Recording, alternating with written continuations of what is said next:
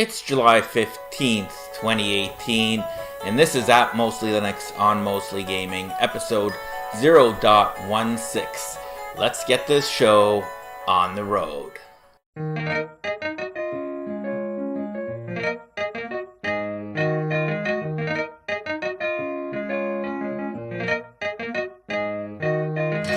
And we're ready to roll today. Our featured distribution this week is Antegros 18.7 with the Gnome desktop environment. You can see me running it here.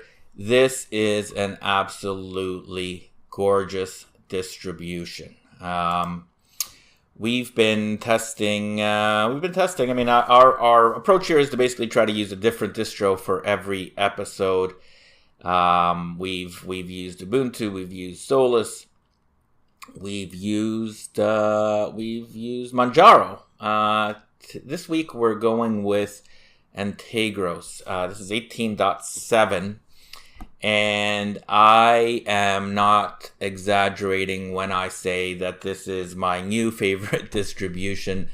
I am not, as a disclosure here, I am not a Linux technology expert. I am a user, I am an enthusiast, I am a podcaster, I am a gamer, but I am not a developer, computer programmer, sysadmin. And sometimes I get some blowback from people saying, I'm saying that things are, or the way that I describe stuff is in a very general way, and that's because I describe things the way that I understand them. Having said that, my evolution on Linux, as with many people, began with a flavor of Ubuntu, maybe 12.4. And then I went on to Linux Mint, and I've tried a whole bunch of different things until I landed eventually on Solus. Solus being a built from scratch distribution of Linux that is a rolling release. I really, really like Solus, and I would basically say to anybody that is starting Linux for the first time, I would recommend that you begin with Solus. Solus is the best desktop operating system for new users and for power users that want updated technology delivered to their system in terms of kernels and that kind of thing, but don't want to fiddle around with stuff. But I like to fiddle around with things. I mean, that's kind of goes hat in hand with being an enthusiast. And so I eventually saw my way over to Manjaro and really liked that. Manjaro was my first taste of Arch. And, Arch is often labeled, an advanced user's flavor of Linux. Which kind of scared me off for a long time from moving to Arch, particularly as somebody that is an enthusiast rather than a developer, programmer, Linux expert. But I found Manjaro to be a nice kind of gateway, entryway to the Arch side of things. Last week, I decided to give Antegros a try. And I was not very familiar with Antegros. I mean, I'd heard of it, obviously, because I decided to launch it up. And it is fantastic. It is really, really good. But let me just talk a little bit about it. So here you can see I'm using Antegros. I've got the Gnome desktop environment. It comes in different desktop environments, but what I particularly like about Antegros is the fact that it's designed to be open enough to allow the user to make it their own.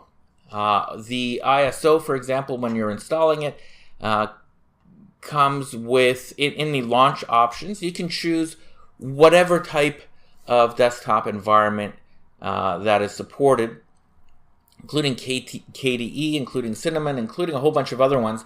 And you just basically can select it from the launch. And the launch process in terms of installing Antegros is probably the best that I've experienced so far. It provides you with enough hand-holding that you're not lost, but enough flexibility to make the system right from scratch your own. Now let me just kind of talk a little bit about Antegros here. It is a rolling release. Well, let me just read right here. Rolling release. Antegros is a rolling release distribution. Your entire system, from the base OS components to the applications that you install, will receive updates as they are released upstream with only a minimal delay to ensure stability. And I think that is the key difference here. There are quite a few, but the key difference that I see between Antegros and Manjaro is that Antegros basically rolls down the updates at a more rapid pace than Manjaro. And as I've mentioned before,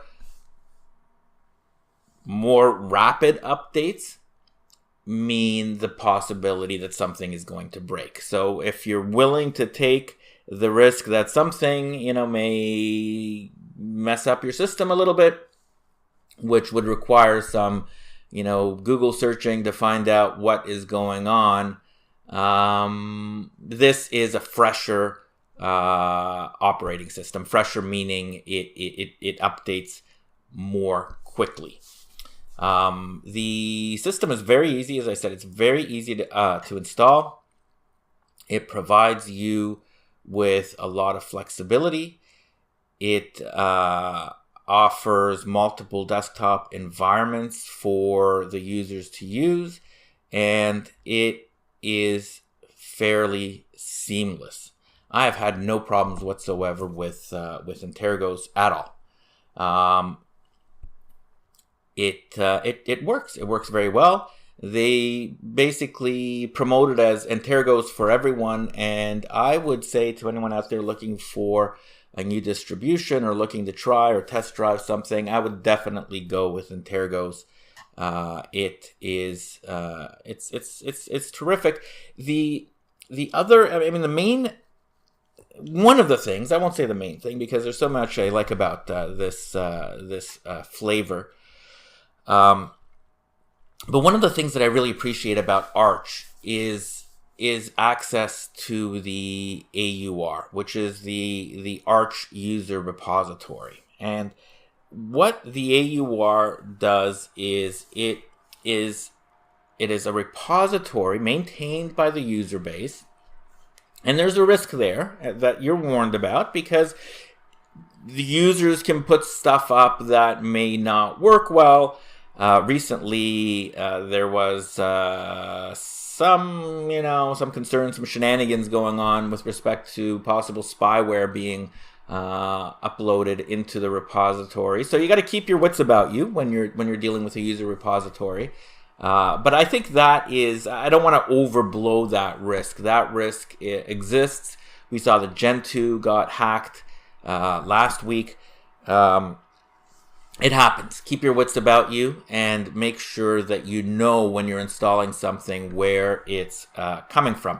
But the main benefit of the user repository is that it provides access to pretty well everything written for Linux, distributed for any flavor that you may want. There is one of the things I don't like about Solus, which is why I've moved on from that, is that it is highly protective of its operating system to make sure that only those packages that it allows are available on its repositories.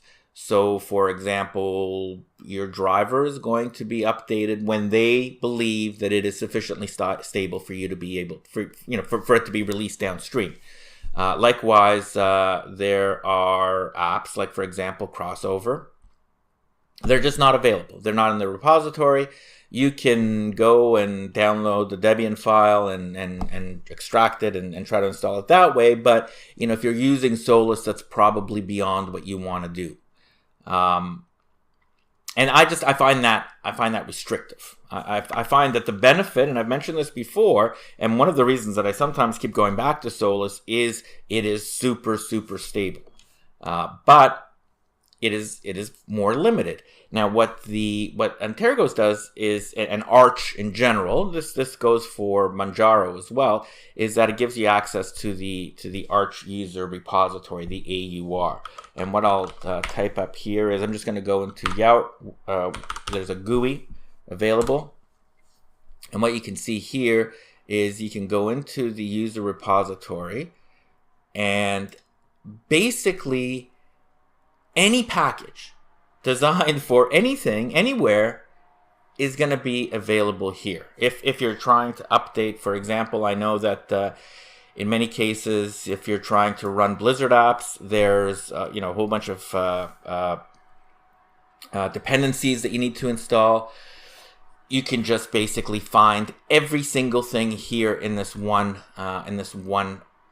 place. You don't have to use Yout. I like Yout. I know, again, if you become a super expert, there's pros and cons between Yout versus PackAUR versus Pacman. There's a whole bunch of different package managers, and I've read internal battles between zealots over one versus the other. I don't care necessarily about that, at least not at this point. Maybe at some point I will. But every package is available. Everything. Every time I have clicked here for a package from anything, anywhere, it is available, packaged up, and it builds it from source, so that I don't have to kind of worry about anything being tampered. It goes into the system, builds it from source, and I can run it. Let me give you an example of that. Let me just kind of get out of here. One of the apps, I guess, is the best way to say it, that I really like is the built-in platform in Peppermint 9. Peppermint OS is an Ubuntu-based distribution that has something called ICE or ICE built in. And ICE is a terrific little app that allows you to effectively create clickable apps from web browsers. So you can see here I've got Gmail, I've got Outlook. You can create your own. In fact, why don't I create one right now for Bloomberg TV, for example, which I like to listen to or watch for business news. Now, ICE is an SSB, so it's a single source browser manager. What it does is it basically will run the web page in a dedicated browser, so that it kind of comes across like an app, almost like an Electron style app. And you can design the icon and run it as you see fit. And I like Peppermint 9 largely because of ICE. But if I'm using Arch, in particular Antegros here, I can just basically go into the repository and install ICE on it. Now, presumably this is doable on other distributions. I haven't tried it on other distributions, Ubuntu or Solus or whatever. And if I'm mistaken and it runs, then I apologize up front. But I can tell you that whatever way that it would be doable there was more difficult than going to the Arch user repository, typing in the name, and boom, I've got it running. So now let me just kind of make this clear. This is a Peppermint 9 OS. I was going to actually run Peppermint 9 as our distribution of the week here, but I was having some difficulty getting the mic to work on Peppermint 9, and I'm sure it's something on my end rather than Peppermint 9s, but I just got to the point where I said, okay, forget it. I'll go with Antegros this week, and maybe I'll try Peppermint 9 again next week. But with ICE, you can type in, for example, here, the name of the app, which is Bloomberg TV. And then I'm going to put in the web address here, which is bloomberg.com/TV. This is in the menu. I want it to appear under, let's keep it at Internet. And then I can choose the browser that I want it to run in. Let's choose Chromium here. I can choose the favicon, and it automatically builds it for me from the website. And then I can apply it. And now I have the site as an app. So if I type Bloomberg here, you can see it popping up over there. And now it will launch as a dedicated browser page. That has its own icon, and it's kind of more akin to basically an app rather than a browser tab. And for things that you want to basically run in a dedicated app, I can go over here now. I can add it to my favorites, and I can just basically click it and run it as an app with a single click. It's not a big thing, and it's not even an Antegros thing, but it is nice to be able to reach out to other distributions and grab some of their cool apps. So that's Antegros. That's our distribution of the week. As I said earlier on, I really like Antegros. I think I'm going to keep this as my main gaming distribution on this 4K machine here, just because of the flexibility that it gives me. So that's that. We'll be running it this episode throughout, so you can see how it works. It's basically as a front end, it's Gnome. So if you know Gnome, you'll know how this works and what it looks like. But give it a shot. I really like it. I would highly recommend it. As I said, it's my favorite distribution so far. Speaking of favorites, I guess my viewers are my favorites, because last week we had an episode with ridiculous audio quality. I forewarned everybody both at the beginning of the episode and in the notes that, hey, this was filmed off-site. I was away in Northern Ontario at a bit of a vacation. There was wind noises. The quality was just horrendous, but I decided to post it anyway. And it was one of our most listened to, downloaded episodes ever. And I don't know why, other than the fact that maybe the user base is growing, which we've seen some really good growth in the user base as well. But I wanted to thank all of our listeners for bearing with us with this, the horrible sound quality. Hopefully the sound quality is better this week. I've got a new mic. It's a blue ball, and it's right here in front of me. Hopefully the sound is coming through. I won't, I did some testing. It sounds okay.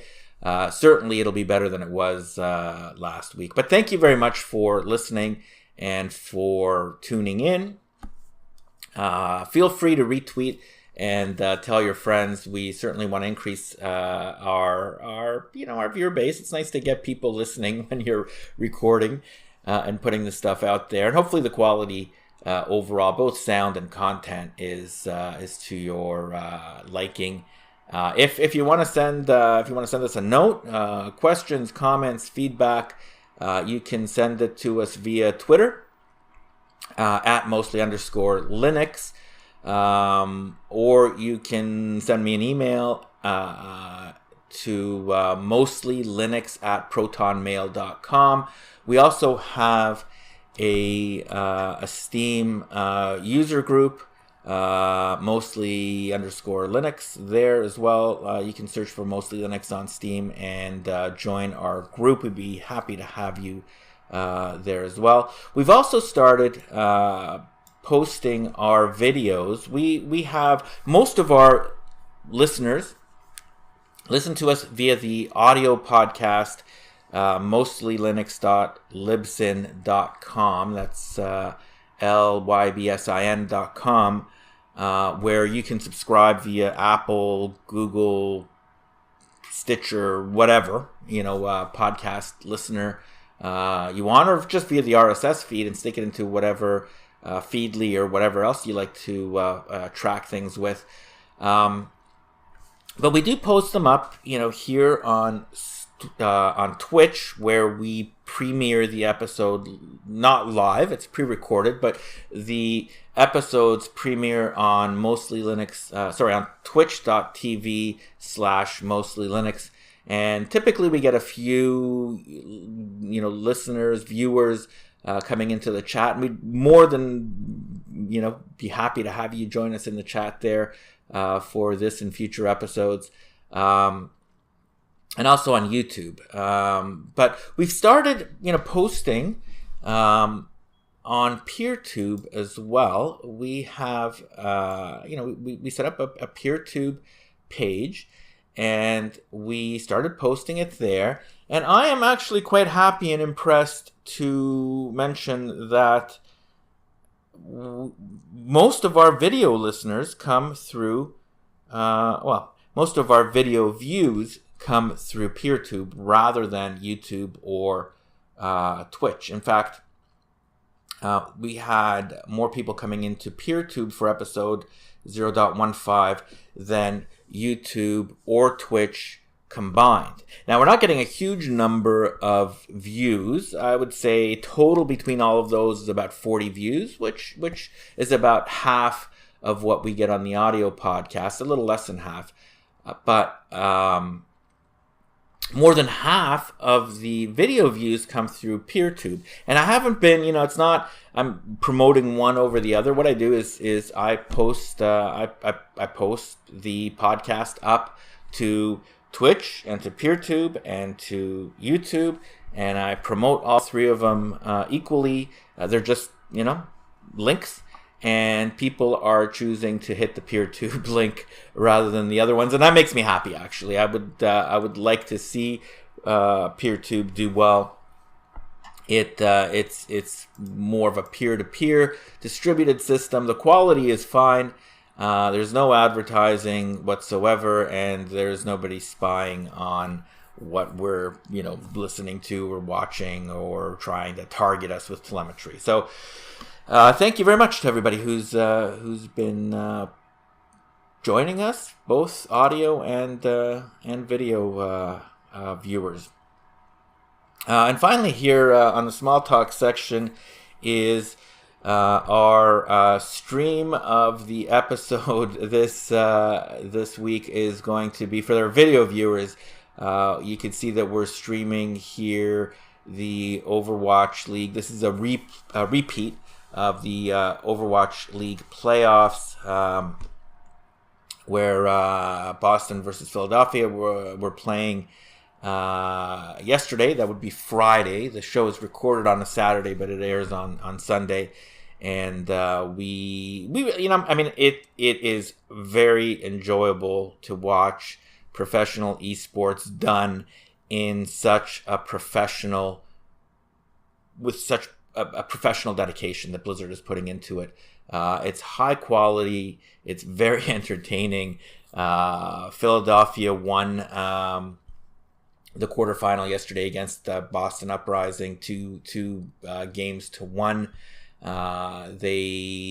first game it was Philadelphia, and then the second game Boston came back and won that series.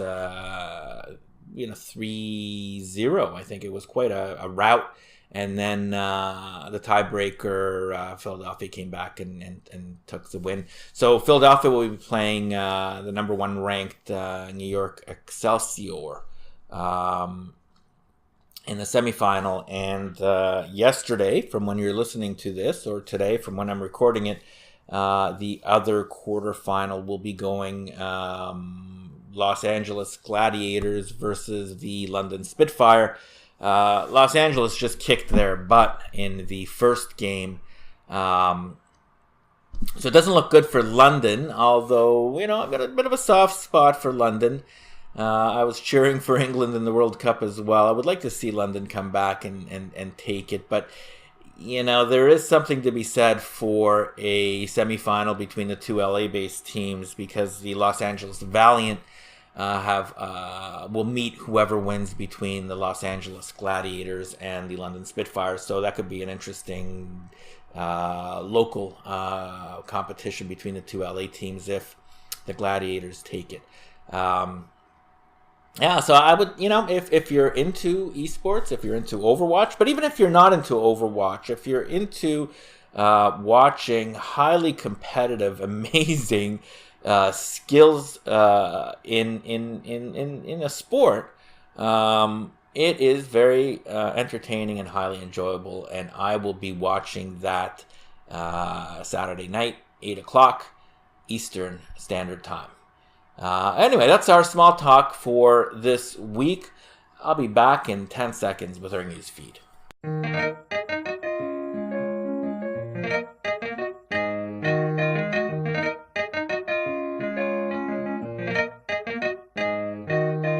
And welcome back. Thanks for joining us here for episode 0.16 at Mostly Linux on Mostly Gaming News Feeds. First thing I'm going to talk about here is just what's on my on the left side here of my Firefox browser for those watching on the video.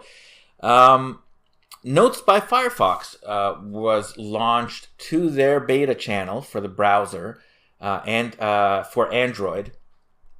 And Notes by Firefox, which I think is the official name, is basically a Google Keep competitor. You can see I use Google Keep here for managing my episode notes, and I've got it over here now on my Firefox browser as well. It's basically a Google Keep alternative, but as with so much of what Mozilla does, it is not going through their servers. So when you're putting something through Google Keep, it goes through Google servers.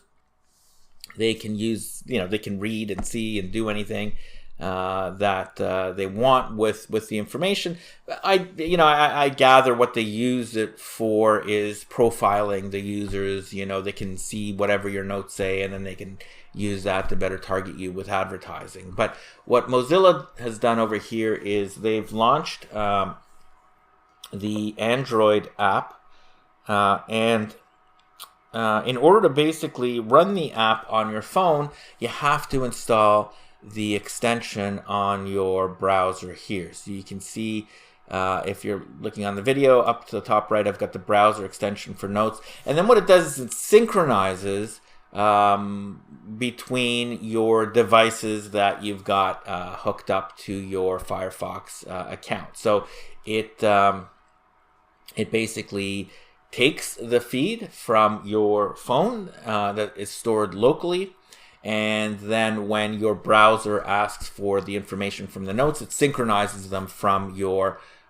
phone. And then likewise with any device. So as far as I know, this does not go through Mozilla's servers from the perspective of telemetry or tracking or that kind of stuff. It's effectively a peer-to-peer system. It cannot work unless you have at least two devices that can synchronize with each other, which is kind of cool. I like to have non-invasive, tracked, non-telemetry focused apps as an alternative to to the Google stuff, which for most of us, Google is pervasive and involved with everything that we do. The downside is just that it's not there yet. Firefox or Notes by Firefox is just not of the same polishment level, let's say, as Google Keep, and that's it's fair enough. It's still a beta, and I'm hoping that it improves over time. The biggest issue that I have with it, that is preventing me from using it as my daily driver and keeping Google Keep up here, is that there, if you have a phone, an Android phone, when I'm going through my Feedly or my Newsfeeds or whatever on my phone, or even on a browser page on my Firefox browser, there is a share option, and I can take the site or whatever that I'm looking at and then share it through to any one of a number of apps, including, let's say, Google Keep. And that is a very effective way of being able to take the site and then stick it into Google Keep with a couple of taps. And for whatever reason, Notes is not available in those share options. I've got share options for everything else, for Twitter, for everything basically, but Notes is not a share option. And I'm not sure if there's a way for me to change that. I'm not sure if it's because it's a beta software. I'm not sure if it's just maybe because Firefox hasn't turned it on. But once they can turn on that sharing option, I will definitely try to give that a go as a replacement for Google Keep, because it will be able to synchronize my my topics or pages or items or things that I want to share and store in an easily accessible area. So that's Notes by Firefox. Worth a run if you want to give it a shot. If you're using Google Keep or some other note pad. Not there, but it's a good start as an alternative. So that's that. A couple of other things here. One is somebody. Let me just actually find it here. Somebody put together a DXVK playable games list, and let me open up the link and we can take a look at it here. Is this the person's name? Lucade, Lucade 328. Yes, this seems to be the username of the person that put it together. Lucade 328 put together a list of DXVK playable games, which I think is a terrific resource for anybody looking to play some Windows games on their Linux distribution. I took a look at this, and it is quite extensive. He has them listed alphabetically here, so you can find a game that you're looking for. He has them, kind of status listed beside them in terms of whether they're fully playable or just running, and then he has them also linked by video to evidence that they are working. And I haven't counted them, but there is a very good, strong list of games here. I'm gonna say maybe 100 games that are listed here. It's a terrific resource if you're looking for just to basically see if a game works on Linux, via Lutris or DXVK in general. sometimes I've found that the wine app database is old, sometimes not up to date, and so it'll say there that a game doesn't work when indeed it does work quite well. So this is quite good. I will say that this is not it's not guaranteed. There are some games that I have tried here, for example, that are playable but not perfectly playable. For example, Final Fantasy XII, the Zodiac Age here, for example, is listed as playable, and to be clear, it is, but it is not fully it doesn't work with the controller, I guess, is the issue there. But if you are happy to play it with a keyboard and mouse, it will work without a problem whatsoever. So it's a great resource. Nothing is perfect, but it required an incredible amount of work to put together and to basically search them and make it searchable. So hats off to Lucade 238. Does this person have? I don't see a Twitter. I don't see a Twitter account. I would like to thank Lucade 328. Maybe he's or she. I'm not sure what the gender is, but maybe he's on Reddit, and I can go back and post a thank you, because this is a terrific resource. The other terrific resource that was added recently is this, which I believe it's over here. I've got both of my note apps here running, and they're not completely synced. It's the top 31 free Linux games. Let's kind of click on the link. Top 31 free Linux games. It's FOSS, which is itsfoss.com, itsfoss.com, put together a list of 31. Well, the headline is top 31 best Linux games you can play for free. I'm not sure if it's all 31, or if they just kind of found a whole bunch of them. But they did rank them, so I'll give them that. And they just have them listed on a single site here on itsfoss.com/free-linux-games. Pretty cool. You can see it here. They've labeled Dota 2 as the best game. I'm not a Dota player, but certainly that is the most popular free game available on Steam.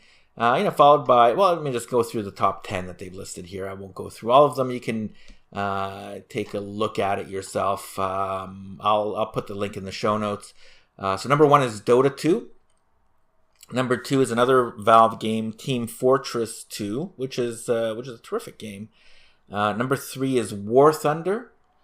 Number 4 is Whack Fu, which is a new. I haven't heard of this before. Whack Fu is a grid-based MORPG game which every anime fan would love to have installed.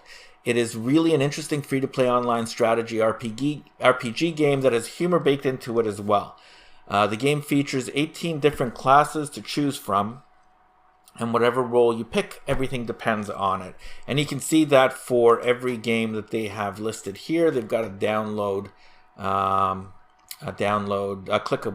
download thing. So Whack Fu is available on Steam. You can basically click the link and go and run it. Whoa, why am I getting... That's no good, it's FOSS.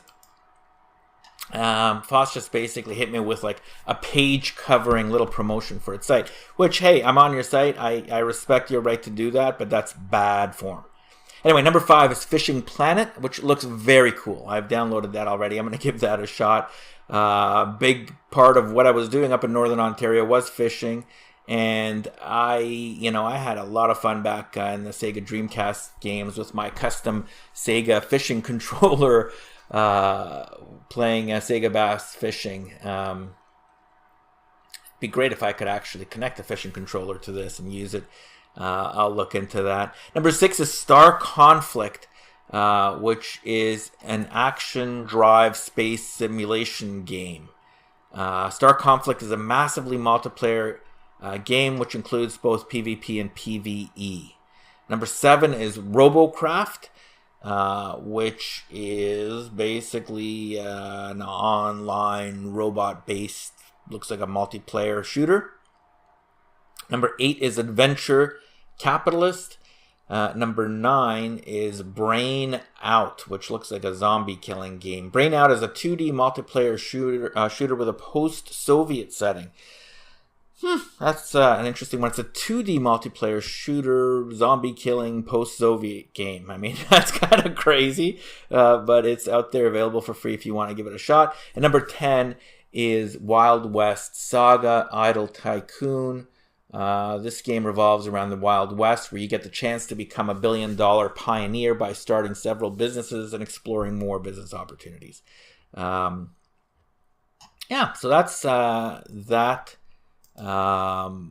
link there. These types of resources are obviously very, very good for game discovery, and I like to kind of give like a 3 cheers to those that put them together. But if there's not enough games for you to play between the 100 or so DXVK playable games or the 31 free games that we've just listed, wouldn't it be cool if we could use Nvidia's GeForce Now streaming service on Linux?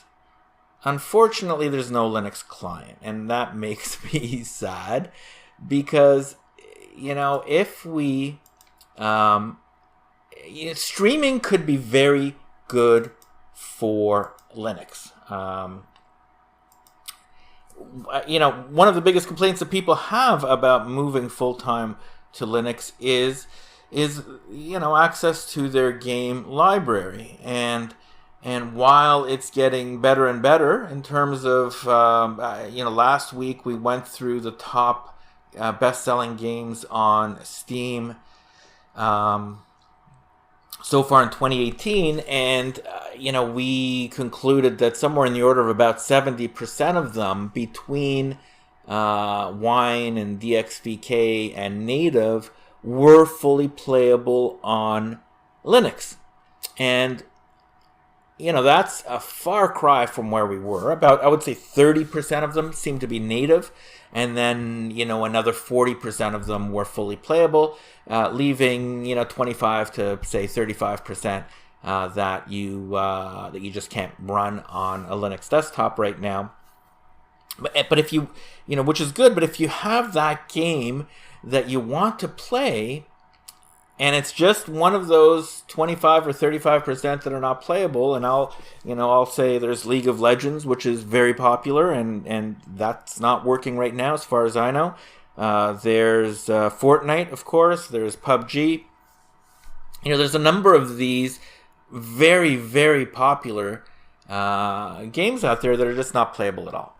And a streaming service, while, there's going to be some lag, with any streaming service, the improvements that have been made on streaming services over the last number of years have been tremendous, to the point where you can, unless you're a pro, you can reasonably play games effectively lag-free from, a user perspective.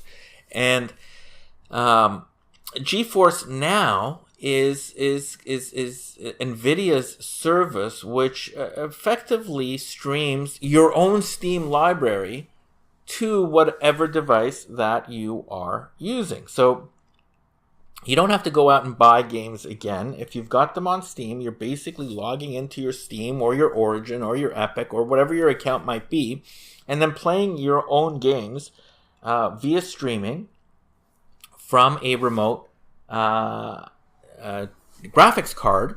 And what Nvidia wants to do is it wants to rent you time on their GTX 1080 Ti server bank.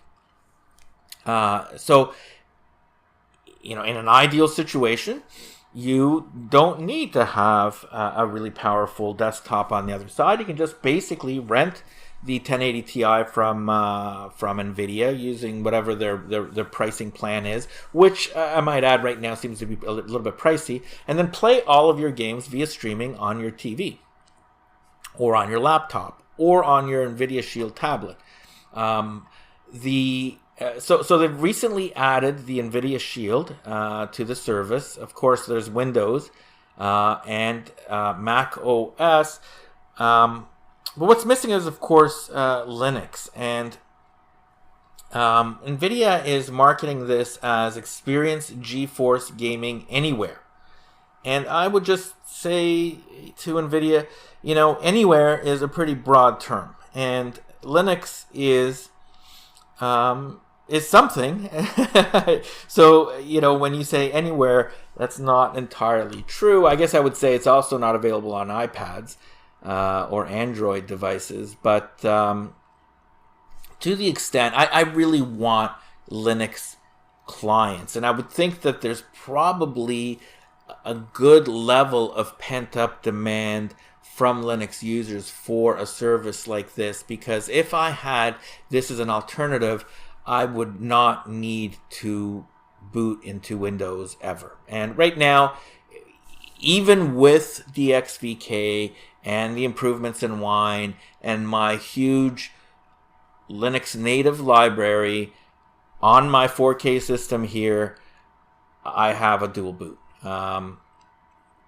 Because I have a lot of games that I want to be able to play, and I want to be able to play Final Fantasy 12, for example, with a controller rather than the keyboard and mouse, and I just can't do that. And so I boot into Windows to do it. And in fact, a couple of episodes, I think 0.14, we actually had a bit of a tutorial on how to set up your Windows desktop to be as compatible as possible with your Linux partition in a dual boot system, which you might want to go back to 0.14 and check it out. But I see streaming and beyond just streaming, Electron are technologies that will provide greater access to the wider universe of applications out there.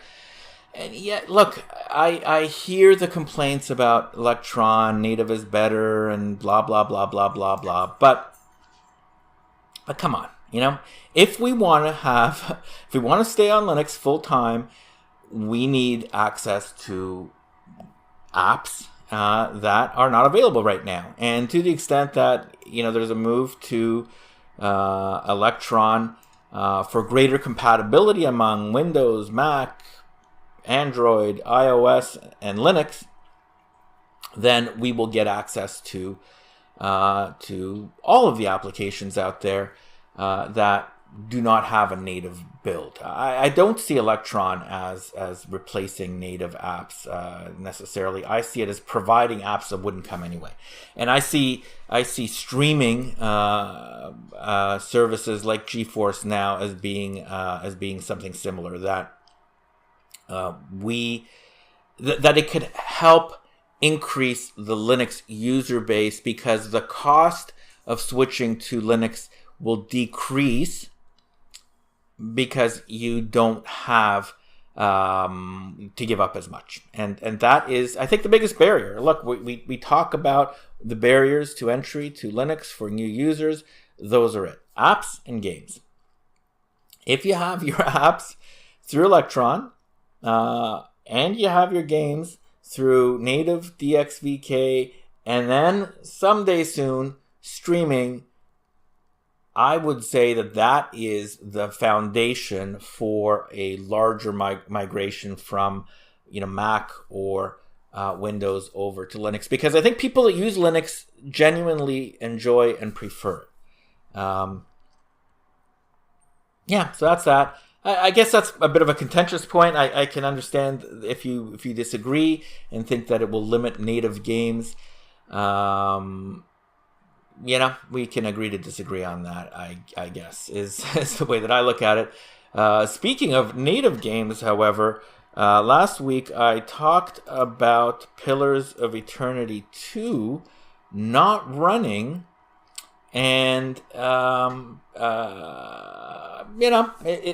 it didn't run, and I kind of asked whether it was broken.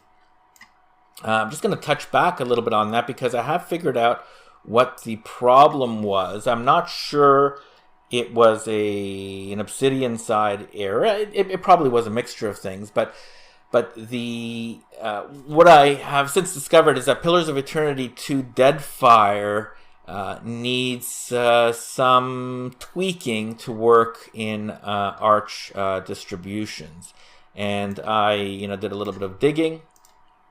And I found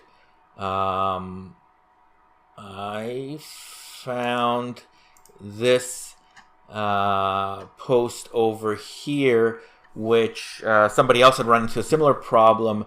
And the solution is you take this command and you put it into the launch options of Pillars of Eternity 2 on your Linux, on your Arch distribution, whether you're using Vanilla Arch or Antegros or Manjaro. You need to add this to the launch options. I won't read it out, but you can do a search and find it, or maybe I'll post it into the show notes for anybody that is looking for the command. You stick that into the launch options on Arch based distributions, and it will launch without a hitch. On my XPS 13, which I recorded last episode on with an Ubuntu Budgie distribution, it wasn't running there, and I haven't figured out completely why, other than the fact that it was looking for a DLL file that it was not finding where it thought it would be. And on my XPS 13, which has a 256 gig SSD, I have a secondary 1 terabyte drive that I use for running games.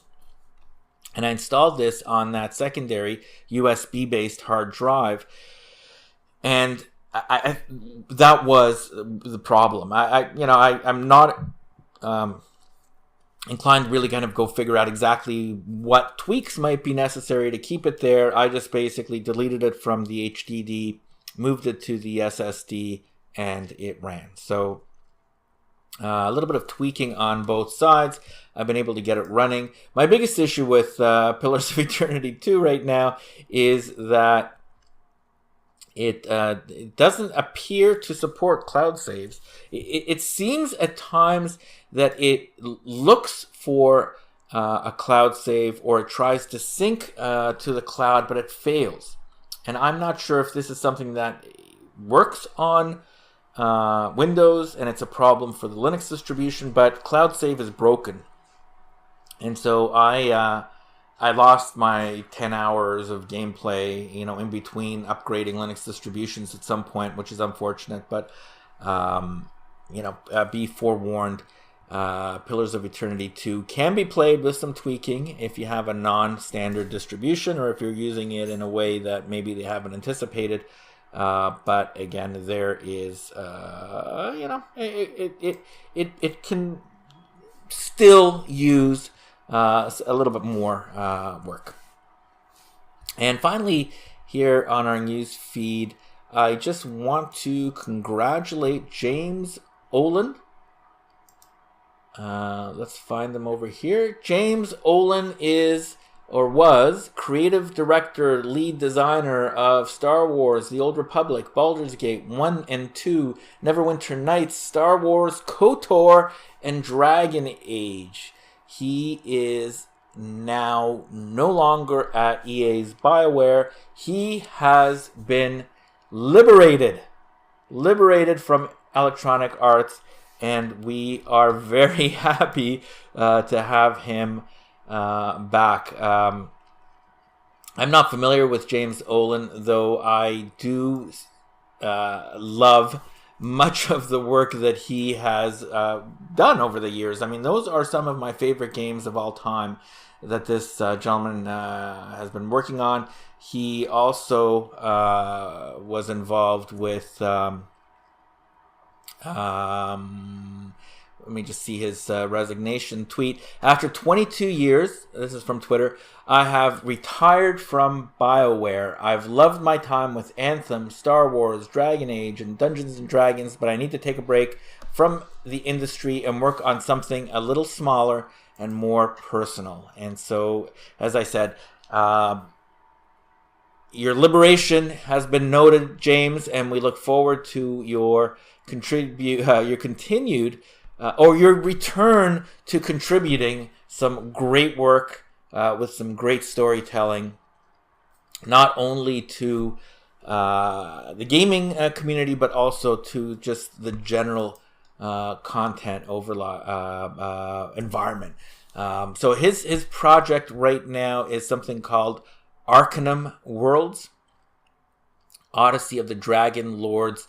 The website here, if you want to check them out, is arcanumworlds.com, ARCANUMWORLDS, arcanumworlds.com.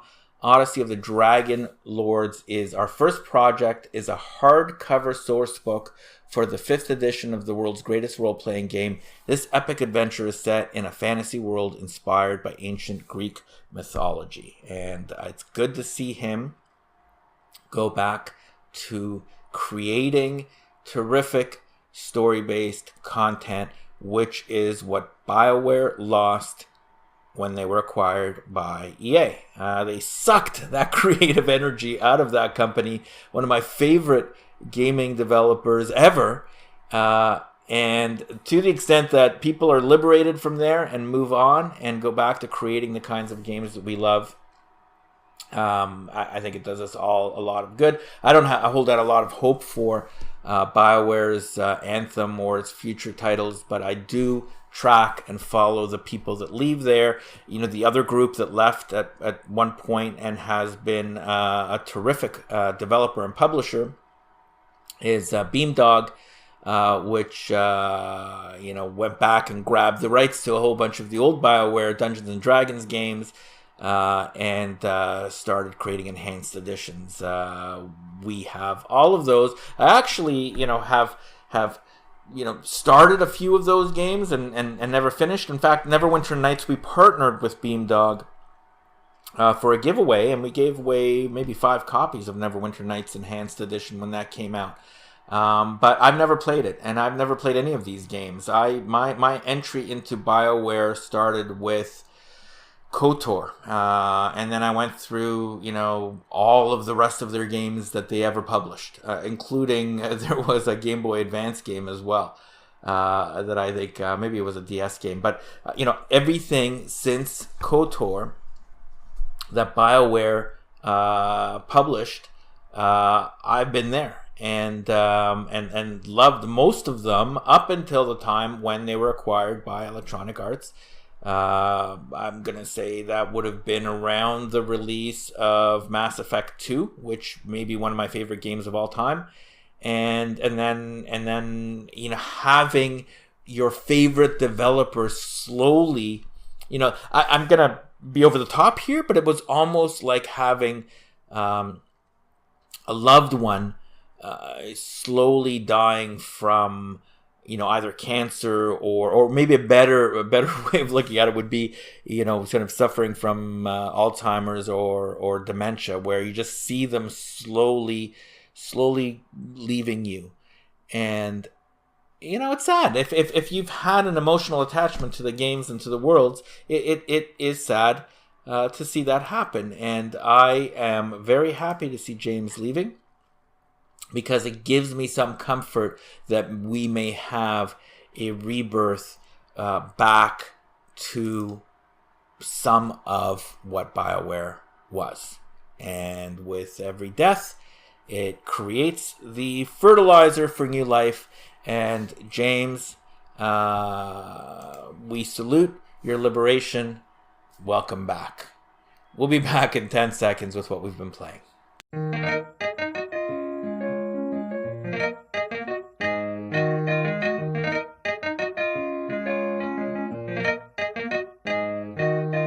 And we're back here on at Mostly Linux on Mostly Gaming, episode 0.16. Let's take a look at what we've been playing over the last little while and see if there's been any movement in getting some games finished. I'm right here taking a look at the games I've been playing, and at the top of my list you can see is Final Fantasy XII: The Zodiac Age. I am into it for about 39 hours as of yesterday. It's it is a terrific RPG. It's it's a game that I played back in the PlayStation 2 games but never finished, in the PlayStation 2 era. But never finished, and I got into it. It's a JRPG, for good or for bad. All of the things that you like and dislike about JRPGs are going to be included in this game. It's strictly linear. It is has all of the tropes that JRPGs have, but it is a nice reversion back from some of the open world, I'm going to say some of the open world nonsense that's developed in gaming, where for me, I get lost in the middle of 100,000 different alternatives that I have to do when I end up playing a game, and my number of to-dos on it, in terms of the number of quests, are just escalating, and some are minor, and then you have to collect 100,000 of something, and it just kind of gets to the point where I just get overwhelmed and don't want to play anymore. So going to a linear style, story-based JRPG has been a pleasure. Other than that, you can see here, I launched up Star Trek Bridge Crew primarily to see if it worked on Linux, and I couldn't get it to run. This is playable both in VR and on a regular 2D screen. Clearly the VR is not working on Linux at all. I got basically a pink screen when I ran it via DXVK. I haven't looked into it enough to really kind of try to figure out whether there's a fix or something I can tweak to get it to run. Not really inclined to play it, but I sorely miss quality Star Trek based games. There's an MMO, I believe, which was like 10 years old, that is being updated, but and there's a whole bunch of mobile free to play games as well. But I would love to see a new story based Star Trek game. I mean, how great would that be? The universe is just fantastic. You have so much to work with in terms of the Star Trek universe, in terms of stories, and I find it just surprising that we don't have more story-based Star Trek games. I mean, a Star Trek RPG would be fantastic. I would even take an open world game at this point in the Star Trek universe, which would be pretty cool too, but I don't know. I'm not sure who owns the rights. I know that CBS owns the rights generally. I'm not sure who owns the video game rights or why they're allowing that franchise to languish. You can see I launched up both Baldur's Gate Enhanced Edition and Icewind Dale. I was really just going back there and taking a look at some of the work that James Ohlen had done. I asked him actually specifically if I was to start with one of these games, which one should I start with, and he suggested Baldur's Gate. So I've got that installed. I'll try to get to that. The rest of these, I think, were just testing games in terms of, you can see a bunch of games there that were installed. But my main games now are Pillars of Eternity 2 Deadfire, which I've gone back to and restarted a new game. I'm going to play that on my laptop. Since there's no cloud save, I'm not really inclined to go back and forth and save it to Dropbox and load it back in.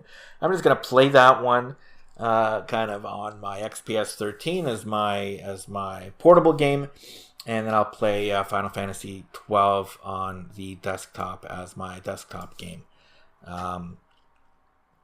And that's it. And I'm going to come back and talk a little bit more about all of these games that I have and what I'm going to play as our focus on topic this week, which is gaming overload. And as if we're not overloaded enough, let's go take a look and see what the Steam store is featuring this week. And I guess the main release right now, or the recent main release, is this Warhammer 40,000 Gladius Relics of War, which is probably the longest name in the history of names. That was released July the 12th, so it's just an extremely recent release. Warhammer 40,000 Gladius Relics of War brings you to a world of terror and violence. 4 factions will engage in a brutal war for dominance over the planet's resources. In the first 4X turn-based strategy game set in Warhammer 40,000, you will lead one of 4 unique factions. Interesting, actually. I did not know that was a 4X strategy game. I might actually be inclined to try it out if I didn't have 100 million other games to actually play. But I will put it to my wish list. It is $45.49 on Steam. There is it doesn't appear to be any sale. There's a deluxe edition for $51.49. The reviews on it are mostly positive. It has 278 reviews, and I'm just going to run the trailer here. Gladius Prime was once a planet of peace.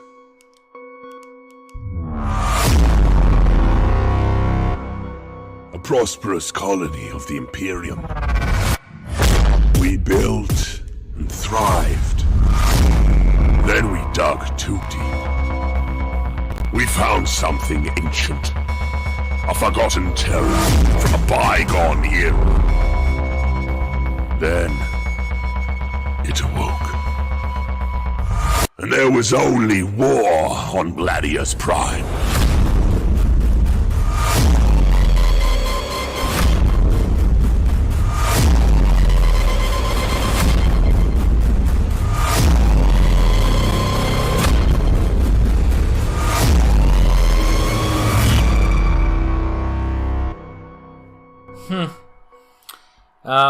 Yeah, you know what? That looks interesting. I'm probably going to end up buying it. But, yeah, it basically looks like Warhammer Civ or something. Not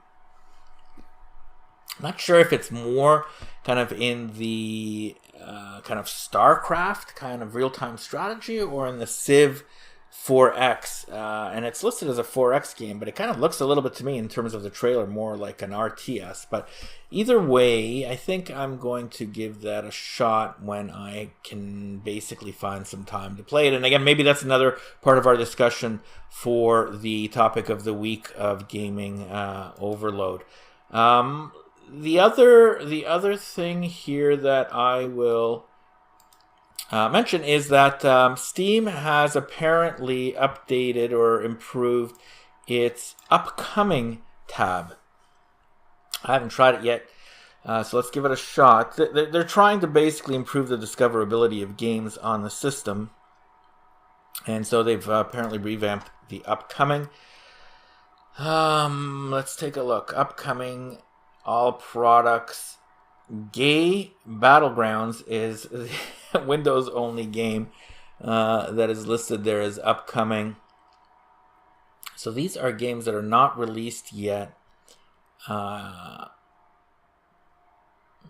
don't know if this is actually doing me any good because they're not really suited or tied to my tastes. But I can choose SteamOS and Linux. Yeah, I don't know. Okay, that's not a feature that I can use because it doesn't seem to be tailored to me. But let's go take a look and see what else they've got happening here. Let's take a look at new releases, which is my go-to tab.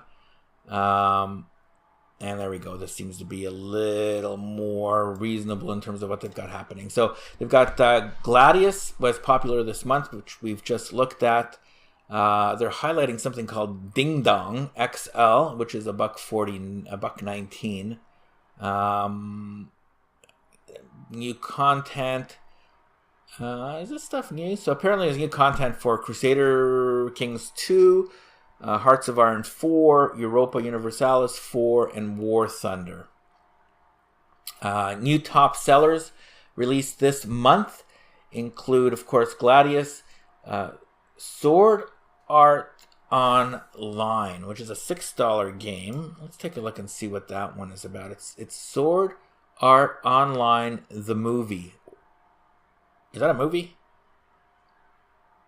Yeah, it is a movie. It is not relevant to me, and I still do not find this stuff useful. All right, let's go down a little bit further. There's got to be a way, and I haven't figured it out, and I would appreciate it if somebody could basically show me how to do it, but is there a way for me to universally just not have any videos? I don't go to Steam to watch videos, and they just intersperse my game discovery with video discovery, and I just find it annoying. So let's kind of focus now instead on popular new releases. And you can see here, so I actually have a filter on for Linux only in terms of my popular new releases, and yet it still shows me the videos, I guess presumably because the videos work on Linux. But be that as it may, popular new releases include Gladius, Rifter. I think Rifter we looked at last week. Rifter is breathtakingly fast and tough as nails. Rifter is an acrobatic platformer drenched in neon and influenced with a pumping 80s synthwave soundtrack. Looks quite epileptic in terms of if you're prone to that. In any case, you know what? This is a good time now to maybe kind of segue into our overload. Although, actually, just before I go into that, one other point. Arma 3 recently. Arma 3 is one of the most popular shooters. It's an older game that goes back to 2013, and it is, it's the basis of a lot of other games in the sense that this was so well supported by the mod community that I believe games like I'm forgetting the name right now, but other games were effectively built using the Arma 3 engine, and including, I think, some of the early battle royale style games. And so this is a popular game.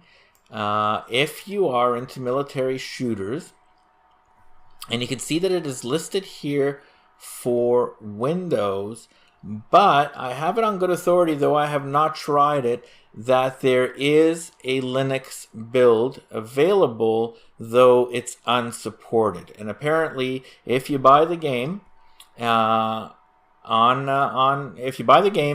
you can install the development build rather than the regular build. So you just go into your options there and install the development build, the beta, and that beta runs on Linux.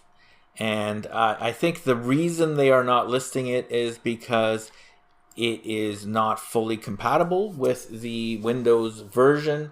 And I think they've announced that they're not going to fully support it. So there may not be cross-play, continual cross-play support. In other words, they will update the Windows version first and then get to the Linux version, kind of at some future time. And so when the versions are out of whack, they won't be compatible. But it's a good thing to see big games like Arma 3, even on a stealth basis, coming over to Linux.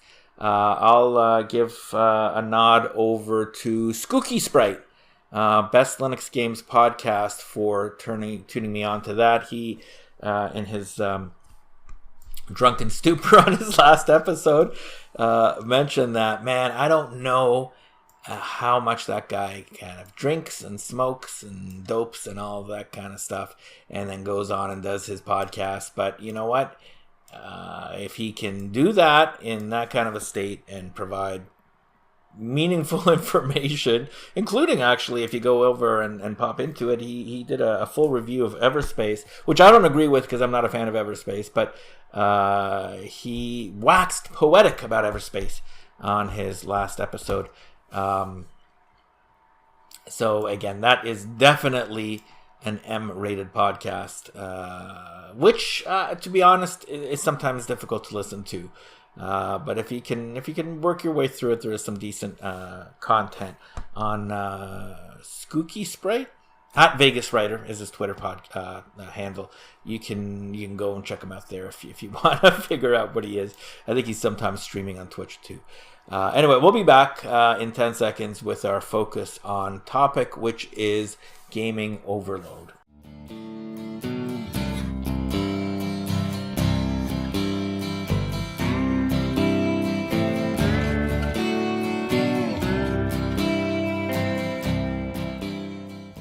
And we're back. Thanks for sticking with us throughout this episode 0.16 of At Mostly Linux on Mostly Gaming. And our main focus on topic this week is gaming overload, which I certainly deal with, and I suspect many of you out there deal with it as well. And let me just kind of start here with basically my library. Let's go back. These are just the Steam OS games that I have. And you can see there are literally hundreds of games just on Steam that I have acquired over the years. I think there's a website that you can kind of calculate and see how much you spent. And, literally thousands of dollars. Although it is over, a great number of years. And there's worse things that you can spend your money on. But still, that's thousands of dollars that I've basically spent there. I'm gonna pop into Lutris here, which has my entire library. So Lutris, pop on up, and let's get you running here. So this is these are my games that I own across a number of different platforms. So I've got my Steam games here. I've got my Windows games that are currently loaded. I've got my Linux games. I've got all of the games here, and there is clearly no way that any human could play all of these games in one lifetime. And yet, we had a Steam sale that I went out and bought probably 10 additional games, not including the ones that I acquired as part of our Steam sale giveaway. And we gave away maybe about another dozen games. But I, picked up, it was a sale, and so I picked up, among the things that I picked up the entire Final Fantasy series, from 3 to 13. I think 14 is an MMO, which I wasn't inclined to buy, and 15 I have already, I have that game on the Xbox One X. And then I bought BattleTech, and then I bought Surviving Mars. And even as I was buying them, I thought, there's no way I'm going to be able to get through these games because I have so many. And so I guess the question is that I want to focus on is, why buy more games? I mean, it is reasonable to say that I can never buy a game again and never run out of things to play. I mean, arguably, just with the Final Fantasy 12 games, Robotech plus Surviving Mars, that I bought during the Steam sale, I could probably play those for the next 5 years and never buy another game and never really care because I've got games that I like that I'm playing. So what is driving us, me in particular, to buying more games when we are already overloaded with content? And I really don't have an answer for that. I wish I could just basically say it's related to this, so stop it. But I don't think it's that simple necessarily. One of the possibilities is that it's a sign of obsessive compulsive behavior. And this is, in its lighter stage, let's say, in its lighter version, obsessive compulsiveness is just you don't have the discipline to basically say no when you just do something obsessive. Most people probably have some level of that at the lighter stages, and then of course it can expand in its further reaches into an actual psychological disorder, which can be problematic, where you have no control over your compulsions, and that can obviously actualize itself in destructive behavior. And when behavior becomes self-destructive, that's when you really should go out and get help. So for me personally, I think there's a light flavor of obsessive compulsive behavior here in terms of going out and buying a whole bunch of games, largely driven more by the fact that I can afford them than by my kind of ability to play them. It's still a problem because if you spend $100 on something that you're not going to use, it's probably not going to make you any better off. And games these days, maybe that kind of stems from the desire to collect games, which I think there's a big part of it, the collection of games, where you just want to have them in your library. But what value is there in the modern world to collecting games that are digital and sitting on somebody else's server anyway? I mean, rationally, you could say, well, I'll just pretend to own it and it'll sit on their server without me having to pay any money until I want to play it. I mean, that's the rational thing to do. There's no reason to buy a game that's digital that you're not going to play until you're going to play it, and then you should buy it. And yet, there I am. Buying the games, and I think there is a collection component to it. There's also an enthusiast component in the sense that I want to buy it, I want to run it, I want to give it a test run, I want to talk about it on the podcast, and I do not run out and get free games for review. I don't really review games on this podcast. And I don't really review games on our Twitch or YouTube feeds. I just kind of play, and I'm interested in things, and I give them a run, and I just talk about it. So I don't get free games. And to the extent that I've given away games, just to be clear, I will go and approach a publisher and basically say, let's do a deal where you give us 5 keys for a game, for example, Neverwinter Nights, and we will promote your game to the Linux community, and we will give away. But in those situations, I give away all 5 keys. I don't keep a key for myself. I buy my key, and I might buy a key for one of my sons or both, but I do not keep the keys that they give me to give away. And I look, it's an expensive hobby, so people that get free keys or beg for them or ask for them in order to be able to talk about the games, they provide a service to the publisher in the sense that they are promoting the game. But just be aware that if somebody is getting free stuff, you can't help but be tainted in your views. Even if they say that they're not, you can't help but be tainted. And at least in my view. But anyway, I think that's kind of one thing, is just to basically test them out. So I buy the games to test out, and then I don't really play them. Arguably, the thing to do then would be just to basically return them, because I'm not going to put the 2 hours in and get the money back, and then buy them when I am going to play them, which again I typically don't do either. Though I think that would be completely legitimate if I were to do that.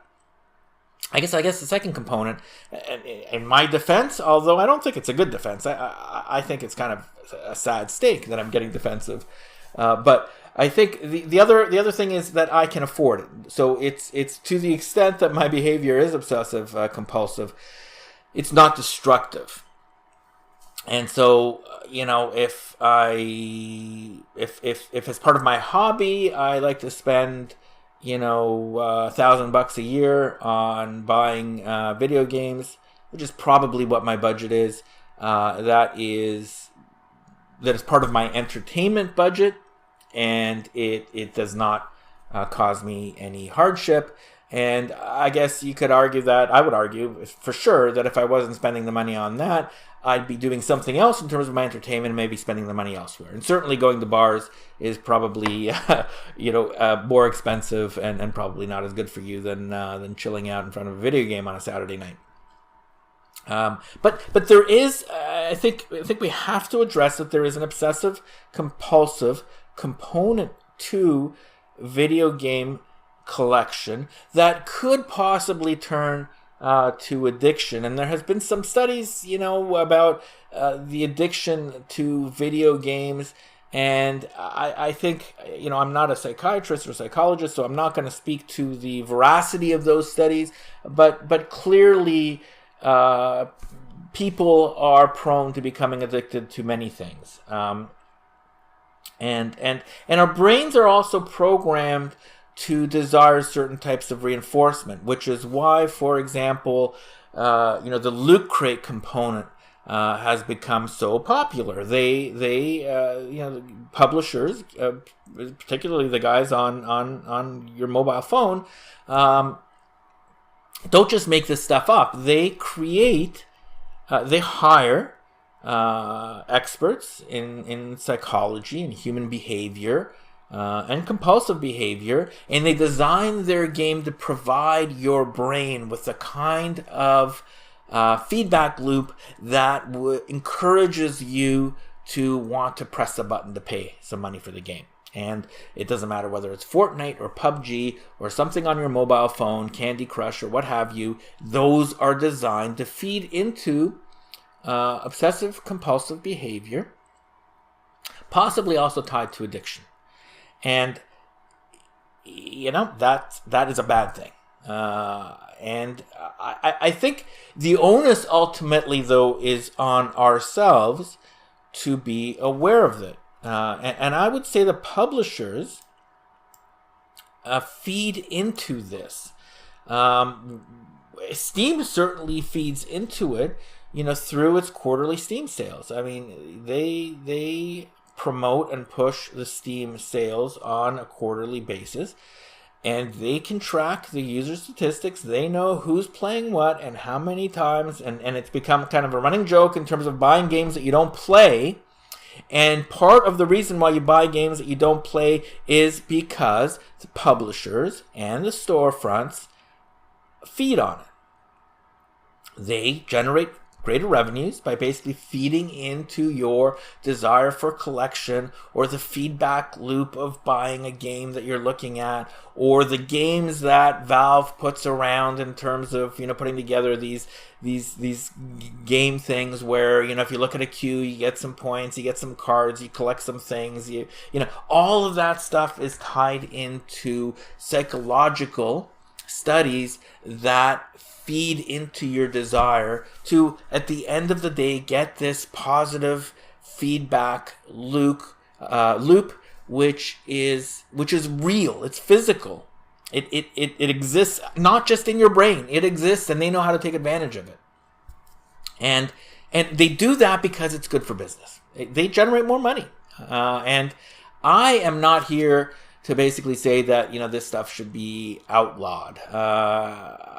I think it's problematic, but I think ultimately it is up to us as gamers to be aware of it and to be reasonable and to make sure that we are not damaging ourselves by feeding into obsessive compulsive behavior that is really driven by somebody's business strategy. And so you and I, as I've done, need to ask yourself, do I need to buy this game? Am I going to play this game? And can I afford it? And what I would recommend that you do is have a budget set out for your gaming hobby. Both for your hardware and your software, I would say. But you could split it out and figure out, this is your entertainment budget. And it goes into your components of other entertainment, including, Netflix, including movies, including bars, including dates, including games, right? And all of that kind of stuff in terms of your entertainment budget. Try to keep it within that. Try to figure out what you can afford and try to keep to your budget. Because for many people, you are going to feed into the strategies, the business strategies of these companies to try to basically feed into obsessive compulsive behavior. And you're going to be prone to it because that's how brains work. And if you're not, you're probably kidding yourself. And so, stick to the budget and try to keep it, keep within it.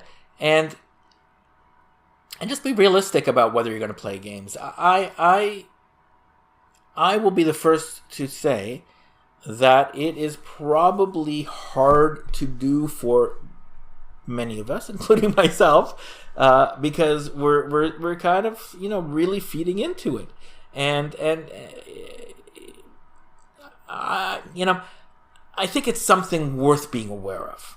Okay, and I think that, to the extent that you can take some steps just to mitigate it, you're doing yourself a favor. And possibly minimizing some of the gaming overload that you have. And maybe you'll have more fun through being a little more restricted in the games that you can access. And I'll be, when I first moved to Linux for gaming, a big part of it was just this idea that, if I limit the number of games that I can play to the games that are available on Linux, maybe reducing the choices that I have will focus me on playing a smaller number of games. And it didn't work, but I've been struggling with it for some time. And maybe you have too. I'd love to hear from you. At mostly_Linux on Twitter. You can DM me there, or mostlylinux@protonmail.com if you want to send an email and give me your experiences and thoughts on the subject. You can also go to our subreddit on Mostly Linux. Search for it there, and you can post over there as well. In any case, I'll be back in 10 seconds with some closing comments.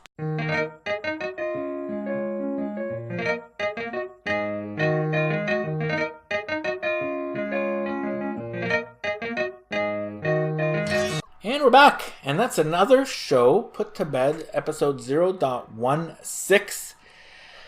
hopefully, you enjoyed the episode and that the sound quality was an improvement with our new mic. I'm actually looking forward to listening to this when I edit it together to see if we've got improvements on the sound quality. Let me just take a few minutes here to talk about how you can find us on the web.